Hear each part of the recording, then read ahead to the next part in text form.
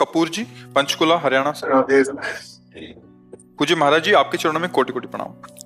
महाराज जी, मेरी आयु 76 वर्ष है। अपने जीवन काल में मैंने परिवार में पूज्य दादी, पिता, माता, संबंधियों के अतिरिक्त हाल में ही अपनी पत्नी का देहावसान देखा। महाराज जी, ये सभी अक्सर मेरे सपने में आते हैं। कोई बात तो नहीं करते, पर मैं उन्हें कष्ट में हालत में देखता हूँ। महाराज जी, क्या ये मेरे द्वारा उनके प्रति किसी प्रतिकूल व्यवहार का परिणाम है, या सेवा भाव में कमी, नहीं, या मोह? ऐसा कुछ नहीं है। ये स्वप्न तीन प्रकार के होते हैं। एक होता है जिनसे हमारा मानसिक संबंध रहा है, बिना किसी कारण के कल्पनात्मक उनके दृश्य उपस्थित करना। एक होता है जिनका कोई अस्तित्व नहीं, ऐसा स्वप्न आना। और एक होता है भागवतिक, किसी महापुरुष का आगमन होना। ये सत्य के अंतर्गत आता है। वो आपको निर्देशन या आपको दुलार या आज्ञा, जो भी आज्ञा, वो सत्य होता है।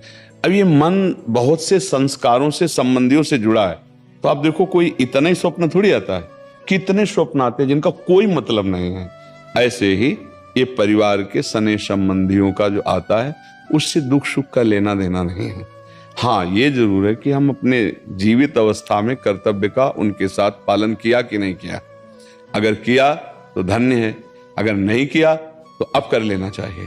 उनके प्रति नाम जप करना, उनके प्रति दान पुण्य करके उनको प्रदान करना।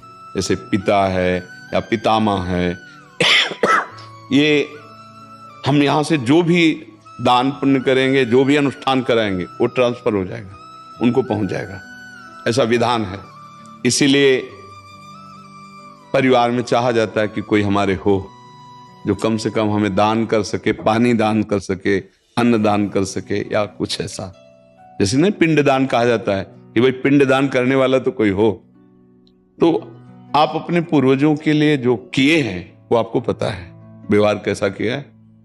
अभी जो आप किए हैं वो पता है। अगर करने की कोई आकांक्षा ऐसा लग रहा है कि हमारे पूर्वज विपत्ति या दुख में है क्या, उनके लिए कर लेना चाहिए। श्रीमद् भागवत का संस्कृत से अनुष्ठान कराना, गौ ब्राह्मण संतों की भोजन आदि करा करके वो सब दान उनको कर देना, मंत्रों का जप करना या नाम का जप करके कीर्तन करा के उनको प्रदान कर देना। इससे उनका मंगल, जहां भी होंगे, जिस योनि में जहां भी, उनका उत्थान होने लगेगा, उनकी उन्नति होने लगेगी। ऐसा।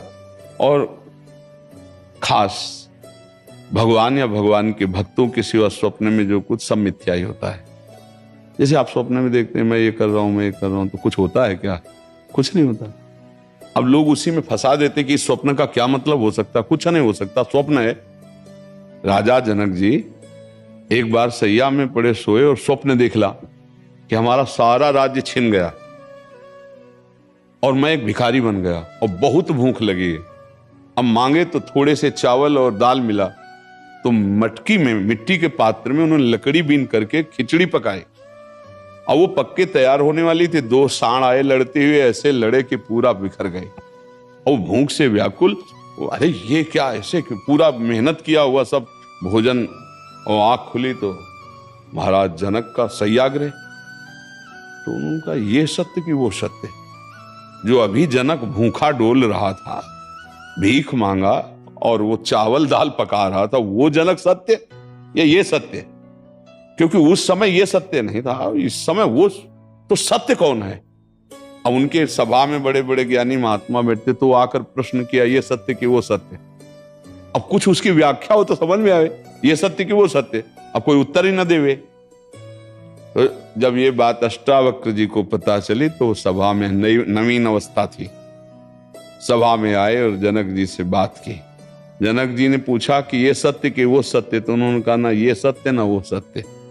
उमा कहूं मैं अनुभव अपना, सत हरि भजन जगत सब सपला। सपना तो सपला है ही, जागृत भी सपला है, सत्य है हरि नाम। तो आप ये समझ लीजिए, ज्यादा उस पर विचार मत कीजिए। यदि आपके अंदर ऐसा भाव आता है, धन आपके पास है, तो ऐसी कुछ सेवा दान पुण्य करके, कहीं ऐसे जैसे गौ सेवा है, गौ को चारा पवा दिया है ना, कहीं साधु महात्मा को किसी एक को भी भोजन पवा दिया, और वो कहीं भागवत हो रही, उसमें सहयोग कर दिया। नहीं पूरी भागवत करवा सकते, भाई हमारे कुछ चंद रुपए इसमें सहयोग में हो गए, और उसका फल हमारे माता पिता दादा दादी को मिले, ऐसे भाव किए जाते, तो उससे उनको कल्याण होगा, उससे उनका मंगल होगा। खुद नाम जप करे, मान लो एक माला में 108 नाम होते हैं, और 108 नाम जप करके हमने दे दिया कि हमारे बाप को प्राप्त हो, हमारे बाबा को प्राप्त हो, हमारी माँ को प्राप्त हो, तो उनको प्राप्त हो जाएगा, उनकी उन्नति होगी।